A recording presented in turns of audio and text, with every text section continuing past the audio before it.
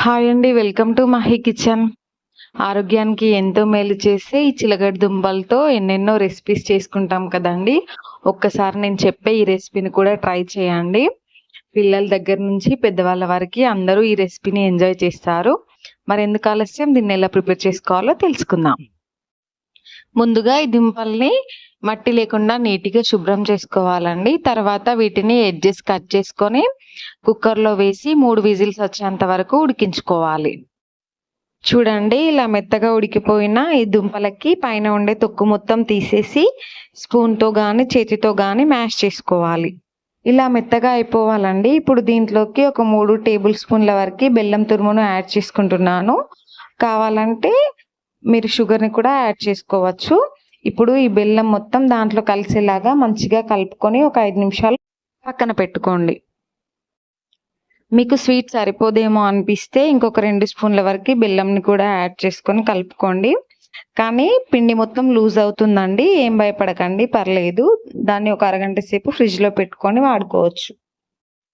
ఇప్పుడు ఒక గిన్నెలో నిండుగా దోసల పిండిని తీసుకోండి. దోసల పిండి మరీ లూజ్గా కాకుండా వీడియోలో చూపిస్తున్నట్టుగా ఇలా చిక్కగా ఉండాలండి.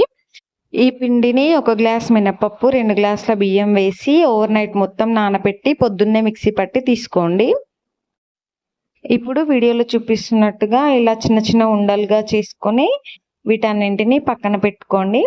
తర్వాత స్టవ్ ఆన్ చేసి గిన్నె పెట్టుకొని ఆయిల్ వేసుకోండి. ఆయిల్ హీట్ అయిన తర్వాత ఇలా ఒక గుంట గరిటెని తీసుకోండి. దాంట్లో నిండుగా పిండిని తీసుకొని మనం ఉండలుగా చేసుకున్న వాటిలోంచి ఒక్కొక్కటిగా దీంట్లో వేసి దానికి చుట్టూగా మంచిగా పిండి మొత్తం పట్టేలాగా కోట్ చేసుకోండి. తర్వాత ఒక స్పూన్ సహాయంతో చూడండి, ఇలా వీడియోలో చూపిస్తున్నట్టుగా స్పూన్ సహాయంతో ఆయిల్లో వేసి ఎర్రగా కాల్చుకోండి.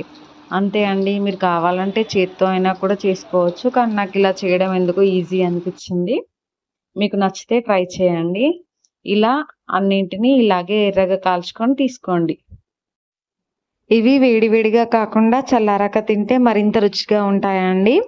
అంతే అండి. వీడియో నచ్చితే లైక్ చేయండి, షేర్ చేయండి, సబ్స్క్రైబ్ చేయండి. Thank you.